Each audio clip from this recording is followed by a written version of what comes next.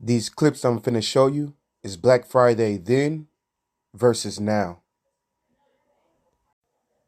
This clip is from 2012. Black Friday chaos in Georgia. Watch as shoppers claw their way to a cell phone display. At one point, a woman appears to be biting a man, wrestling his way into the fray.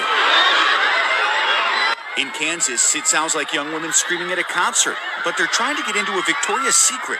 Management was forced to let people in slowly to avoid any potential violence. Here in San Antonio, Texas, a man pulled out a gun at a Sears store. He told police he was punched by another shopper. That shopper was never caught.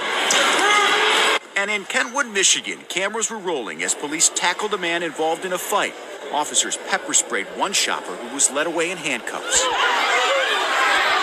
It's the darker side of Black Friday, now starting earlier than ever and slowly getting more dangerous. The rest of these clips are the Black Friday that just passed of 2004.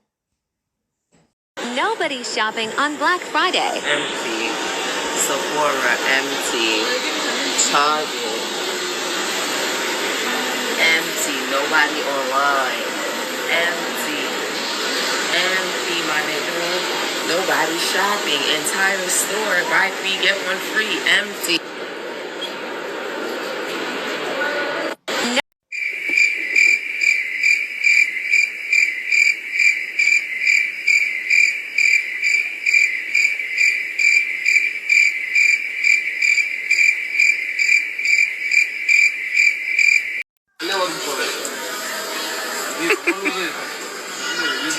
That's funny.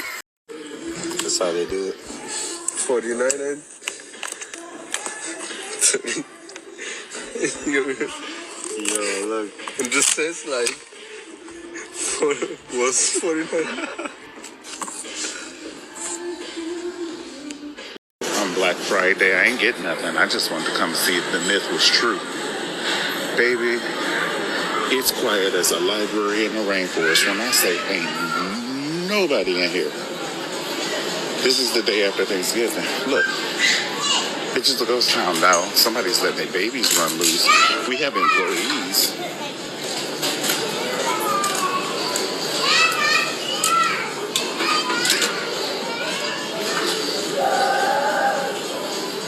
People really shocked that Black Friday looked like it did today. Walmart parking lots empty. Target parking lots empty. We don't want TVs. We don't want a lot of electronics, toys. Black Friday sales should have been food, okay? We've been through enough as Americans. This economy, these last 4 years, have been detrimental on the average American family. So, was utilities on sale for Black Friday?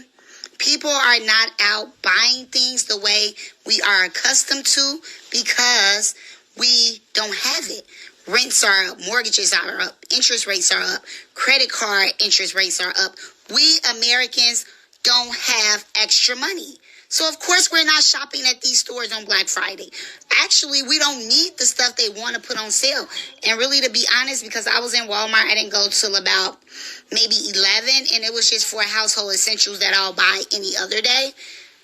They didn't have really a Black Friday sale. Everything was normally priced. So, don't be surprised. There's no Black Friday sales. There's no more Black Friday when you have an economy with inflation at the numbers there are currently. So, consumers are running out of money. Walmart, Target, and Best Buy are all showing it, and the former CEO of Toys R Us is coming out right and saying it. Walmart has imported 80% less holiday merchandise than 2 years ago. Walmart has drastically reduced its holiday merchandise because it knows no matter how low the price is, people just don't have the money to buy. Target is not even bothering to do significant deals because they know customers don't have much money to spend. They'd rather just keep prices high for the customers that do have money. Best Buy has already admitted that its sales will drop during the holiday season, and it already had a terrible third quarter. Best Buy has blamed its declining results on consumers holding on to their old devices for longer than ever. Altogether, this paints a pretty bleak picture of the American economy. Consumers don't have the money, and the businesses don't have the deals.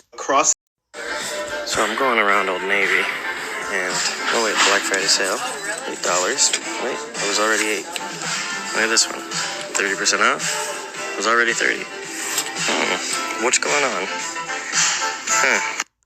These novelty white privilege credit cards are generating generating strong feelings. The reaction is a lot of anger, actually, and disbelief. A veteran who wanted to remain anonymous because they're afraid of retaliation tells TMJ4 that a Milwaukee VA employee handed them out at the facility earlier this week intended as a joke. There's a profit incentive to incarcerating people. There are some companies who are showing big profits who will tell you that things have never been better. Global Telic takes advantage of people who are so vulnerable. Father's in prison. It costs $17 to call dad for 15 minutes. Corizon makes money off sick prisoners by denying care. It's as simple as that. The Geo Group is able to make amazing profits by not doing their job, by not keeping facilities clean, by going cheap.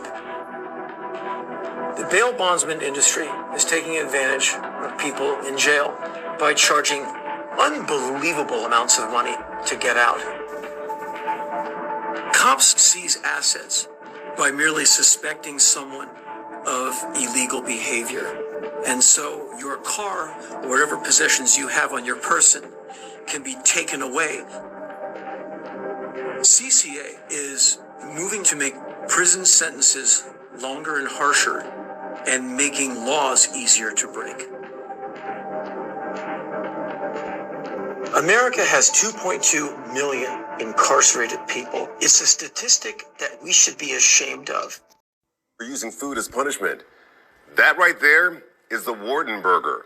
Butler County Sheriff Richard Jones serves it to inmates in isolation. He has caught a lot of flack on social media about this, one person even calling him a disgusting human. The State Department of Corrections is not my boss, so I basically don't give two what they think. It's no ordinary burger. It's what the sheriff calls a Warden Burger. The sheriff tells us he's been serving it to inmates in isolation for all 3 meals for the last several years. This is jail. You don't get to choose. Your mommy and your daddy and your Aunt Lily doesn't get to make your meals. The sheriff says inmates get put in isolation for things like fighting, and the burger is an added punishment. If you get in trouble and you go to an isolation cell, it's no different than your regular cell. And that's what you get 3 times a day, and you get all the water you can drink. It's very nutritious. Sheriff Jones says a dietitian approved the burger, and it's not made to taste bad. He says the punishment is in not having variety. Jones says inmates can be in isolation for up to 10 days at a time, which means they could eat up to 30 Warden Burgers.